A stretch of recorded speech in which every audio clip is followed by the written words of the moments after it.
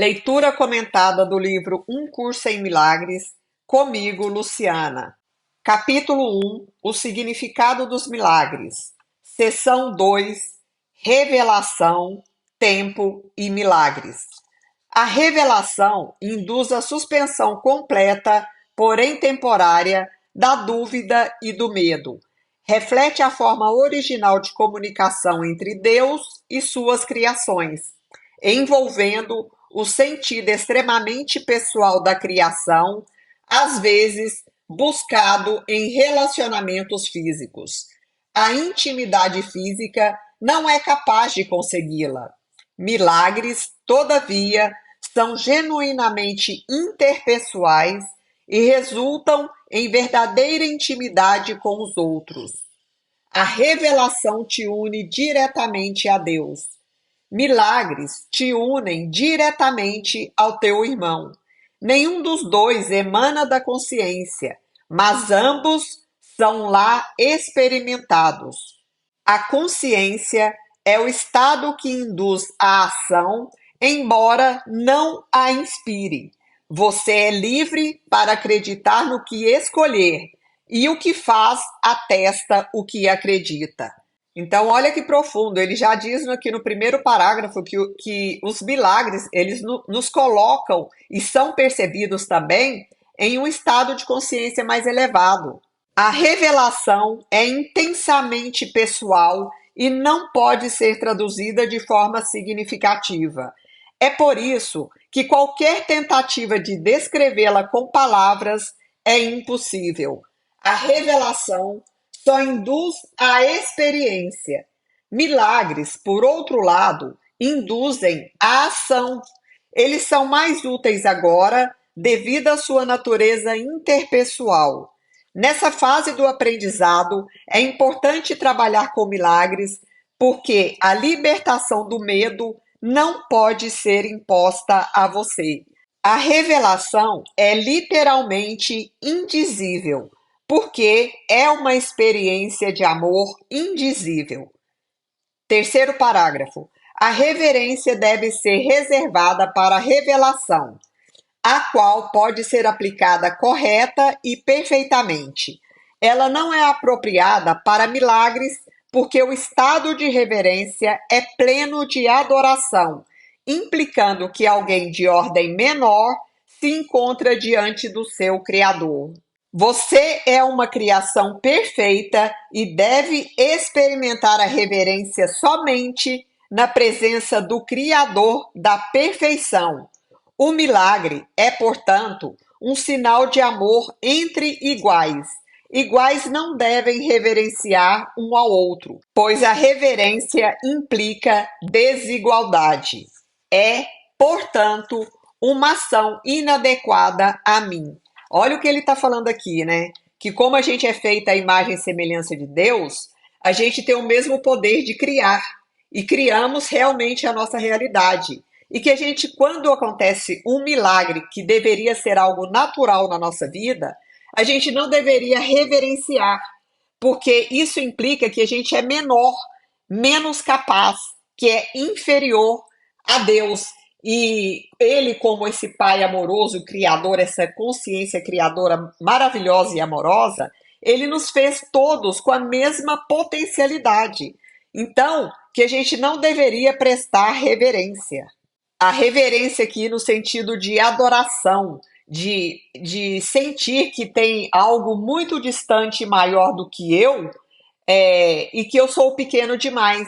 Ele nos traz essa consciência da dimensão do nosso ser, do ser individual de cada um de nós, né? Um irmão mais velho tem direito ao respeito por sua maior experiência e à obediência por sua maior sabedoria. Ele também tem direito ao amor porque é um irmão, e à devoção se é devotado.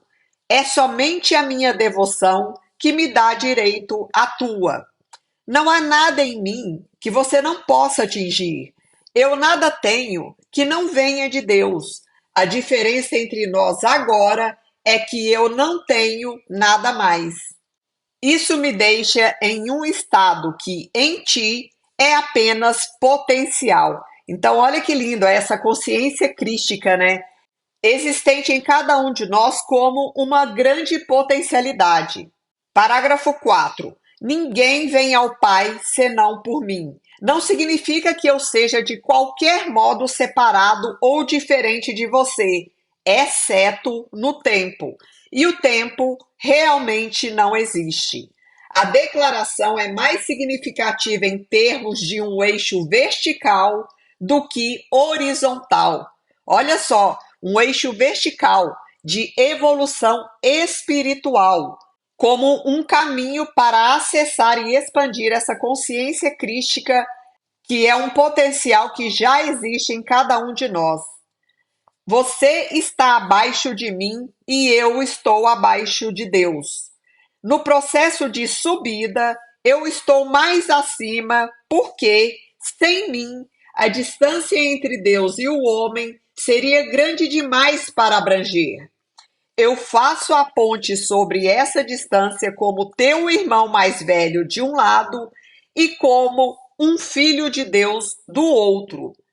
Minha devoção aos meus irmãos me pôs a cargo da filiação, que eu torno completa porque compartilho. Isso pode parecer contradizer a declaração: eu e meu pai somos um, mas há dois lados nessa declaração em reconhecimento de que o pai é maior. Parágrafo 5. As revelações são indiretamente inspiradas por mim, porque estou perto do Espírito Santo e alerta à prontidão para a revelação dos meus irmãos. Assim, eu posso trazer para eles mais do que eles podem atrair para si mesmos.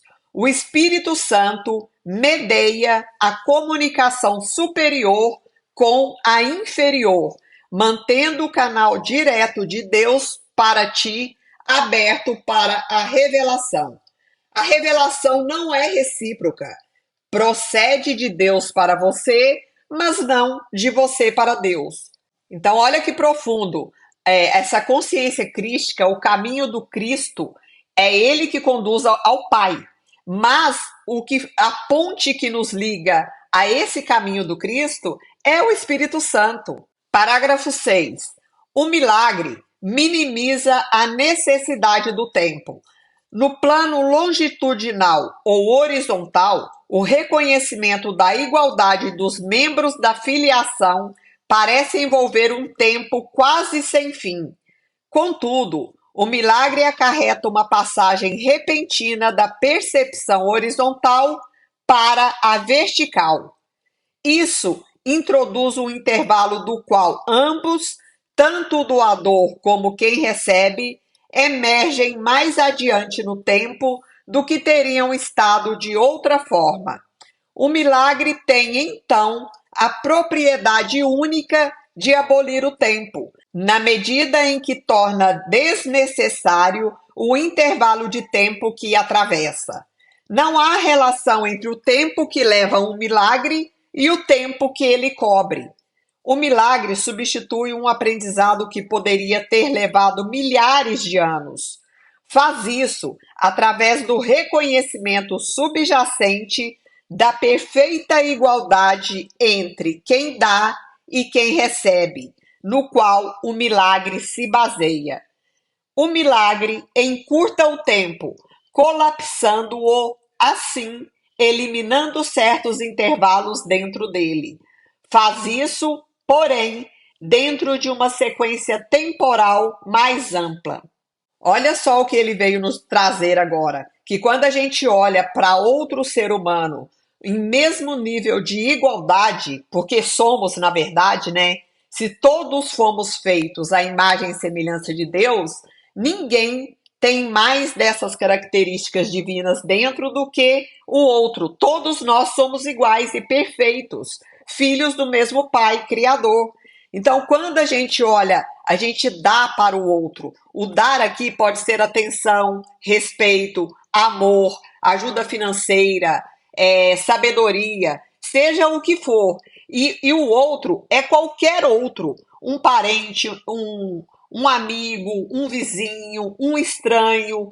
Aí a gente olha para esse outro em pé de igualdade, entendendo que a gente está contribuindo por enquanto com o outro, com aquilo que ele tem ou entende menos, ou aquilo que ainda lhe falta, mas que ele não é menor do que a gente.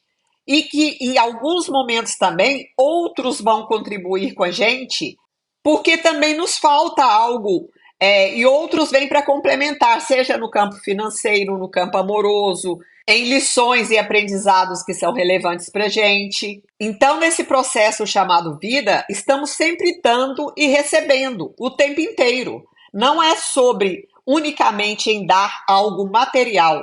Esse dar e receber envolve todas as contribuições referentes à vida humana. Seção 3. Expiação e milagres. Parágrafo 1. Eu estou a cargo do processo da expiação que empreendi começar. Quando oferece o milagre a qualquer um dos meus irmãos, você o faz para você mesmo e para mim. A razão pela qual vem antes de mim é que eu não necessito de milagres para minha própria expiação, mas estou no final no caso de falhares temporariamente. A minha parte na expiação é cancelar todos os erros que, de outra forma, não poderia corrigir. Quando tiver sido restaurado ao reconhecimento do seu estado original, você mesmo, naturalmente, passa a ser parte da expiação. Na medida em que você compartilha da minha recusa em aceitar o erro em você e nos outros, não pode deixar de se unir à grande cruzada para corrigi-lo. Escuta a minha voz, aprende a desfazer o erro e age para corrigi-lo. Isso que ele falou nos remete muito ao julgamento, né? Quando a gente julga que o outro errou, que a gente errou, que o mundo está errado, a gente não sabe nem o que está por trás disso, qual que é o propósito disso. E ele fala aqui, ó, que ele se recusa em aceitar o erro na gente e nos outros, porque ele sabe que somos seres humanos aqui, estamos vivendo uma experiência aqui material e que não estamos aqui para julgar ninguém, e sim aprender os aprendizados que a gente precisa, corrigindo as nossas percepções equivocadas da gente mesmo e do outro. O poder de trabalhar em milagres te pertence. Eu proverei as oportunidades de fazê-lo, mas tem que estar pronto e disposto. Fazê-los vai trazer a convicção dessa capacidade, pois a convicção vem através da realização. A capacidade é o potencial, a realização é a sua expressão e a expiação, que é a profissão natural das crianças de Deus, é o propósito. Olha que lindo que ele trouxe aqui nessa última frase desse parágrafo. A capacidade é o nosso potencial, a gente tem a capacidade de fazer tudo aquilo que a gente quiser. A realização é a expressão, é aquilo que eu faço aqui, é a minha ação. Isso me torna um ser que está realizando a obra divina aqui na Terra, né? E o nosso caminho evolutivo, claro. E a expiação, que é a limpeza desses enganos, dessa percepção equivocada. Ele diz que é a profissão natural das crianças de Deus.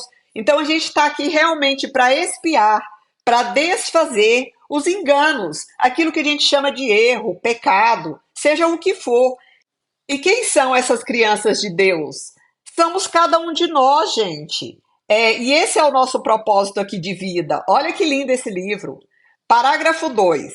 Passará o céu e a terra. Significa que não continuarão a existir como estados separados. Ou seja, no meu entendimento aqui, o que ele está dizendo é que a gente tem que trazer o céu para a terra. E o céu é o quê? É um estado de paz, é o reino dos céus. É um estado de consciência. Esse reino dos céus é no estado de consciência mais elevado. Por isso que a gente não pode ficar julgando, criticando, culpando, não pode ficar no medo. A gente tem que entender que a gente está aqui num processo de aprendizado lindo, muito amoroso. minha palavra, que é a ressurreição e a vida, não passará, porque a vida é eterna. Então, é aquilo que eu falei anteriormente. Quando a gente morre, o que fica aqui é o corpo, que é o nosso veículo de manifestação do espírito aqui na Terra. Mas o nosso espírito, ele continua. E o que é a ressurreição?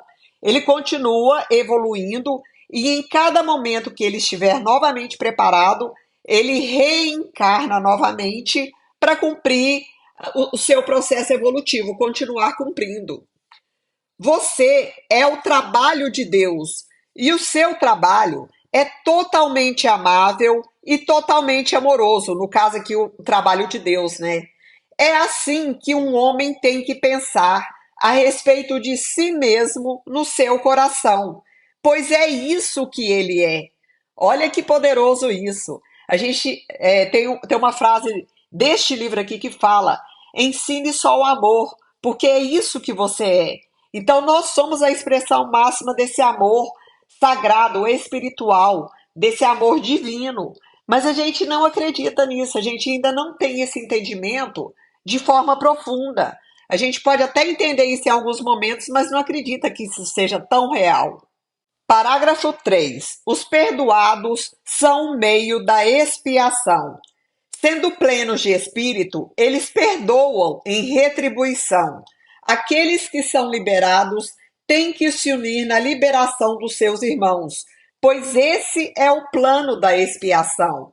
Milagres são o caminho através do qual as mentes que servem ao Espírito Santo se unem a mim para a salvação ou liberação de todas as criações de Deus.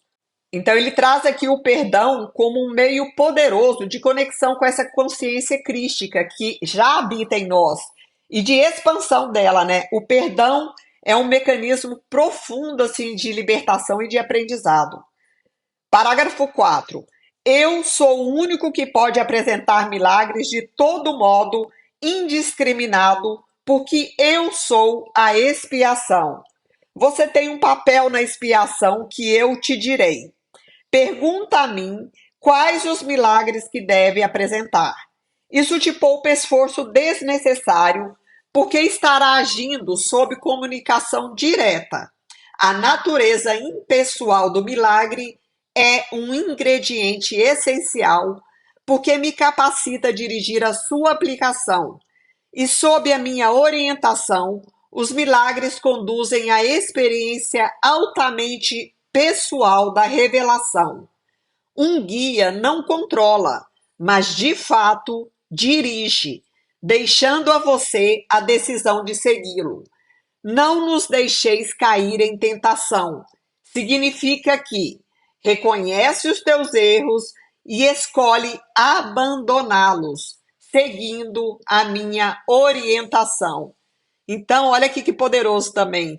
Ele pede que não nos deixeis cair em tentação, significa que a gente reconheça os nossos erros, sim, mas não fique na autopunição, na culpa, a gente mesmo se sabota o tempo inteiro, né, gente? E ele coloca aqui, ó, e escolhe abandoná-los seguindo a minha orientação. E antes, aqui no começo desse parágrafo, ele disse: pergunta, sempre pergunta. Ele é um canal direto, mas a gente não pergunta nada para esse plano espiritual, para Cristo, para Deus, para o Espírito Santo, porque a gente acha que eles estão distantes e que eles são intocáveis. Não, eles estão aí para nos ajudar. Basta a gente fazer a pergunta, que a resposta virá numa forma de inspiração, de seja do que for, mas vai chegar a resposta. Parágrafo 5. O erro não pode ameaçar realmente a verdade, que sempre pode resistir a ele. De fato, só o erro é vulnerável.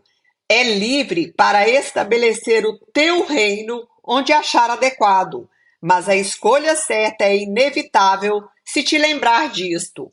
O espírito está em estado de graça sempre. A sua realidade é só espírito. Portanto, você está em estado de graça para sempre. Mas a gente pensa que a gente é um corpo, a gente esquece que a gente é espírito. E é um espírito feito à imagem e semelhança de Deus. Então, a gente está sempre em estado de graça, só que a gente não sabe. A gente chega aqui e começa a sofrer, a se apegar a todo o sofrimento humano e não olha para dentro. A gente busca a nossa cura, a nossa paz fora e a gente nunca vai encontrar ela fora porque ela só existe dentro. A expiação desfaz todos os erros nesse sentido e assim extirpa a fonte do medo. Todas as vezes que vivencia as garantias de Deus como ameaça, é porque está defendendo uma lealdade mal colocada ou mal dirigida.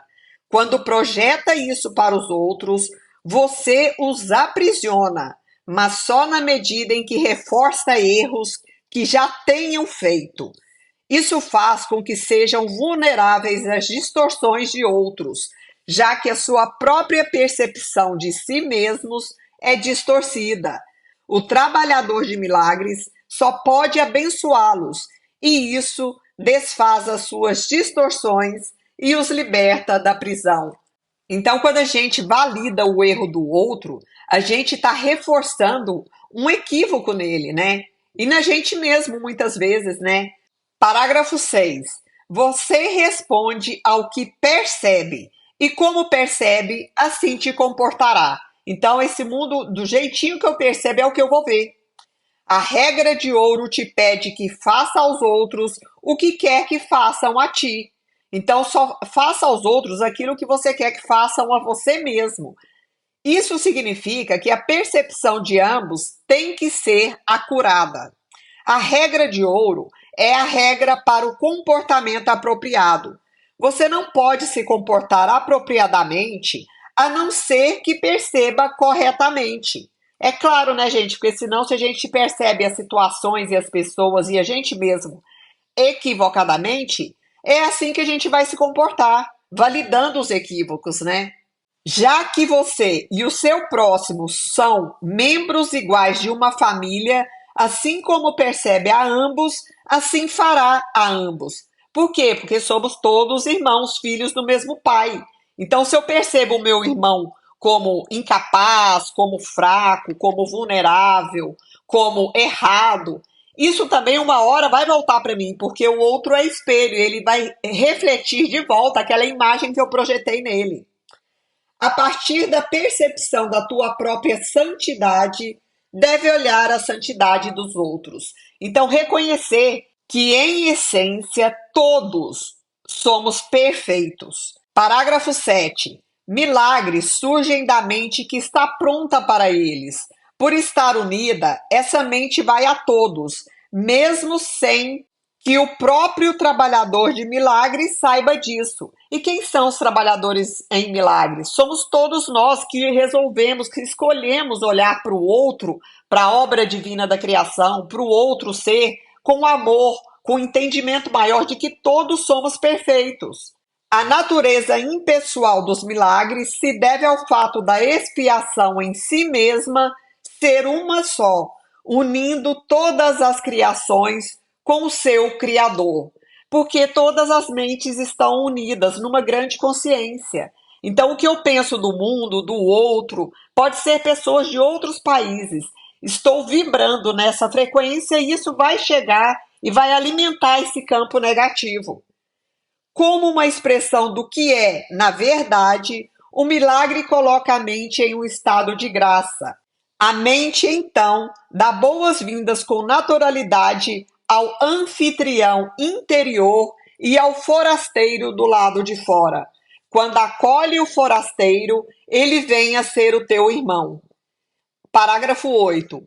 Que o milagre possa ter efeito sobre os teus irmãos que possa não reconhecer, não concerne a você. Então, assim, que os milagres podem afetar a todos, mesmo que a gente não reconheça. Não é a gente que decide isso. Tem uma força criadora maior que controla tudo, que move tudo, né? O milagre sempre te abençoará. Os milagres que não te forem pedidos não perderam seu valor. Ainda são expressões do seu próprio estado de graça, mas o aspecto de ação do milagre deve ser controlado por mim, devido à minha completa consciência de todo o plano. A natureza impessoal da mente voltada para o milagre assegura a tua graça, mas só eu estou em posição de saber onde eles podem ser concedidos. Parágrafo 9. Milagres são seletivos só no sentido de que são dirigidos para aqueles que podem usá-los para si mesmos, já que isso faz com que seja inevitável que eles os estendam a outros. É soldada uma forte cadeia de expiação. Todavia, essa seletividade não leva em conta a magnitude do milagre em si, porque o conceito de tamanho existe em um plano que é, em si mesmo, irreal, já que o milagre tem por objetivo restaurar a consciência da realidade. Ele não seria útil se fosse limitado por leis que governam o erro que ele tem por objetivo corrigir. Fim da leitura de hoje.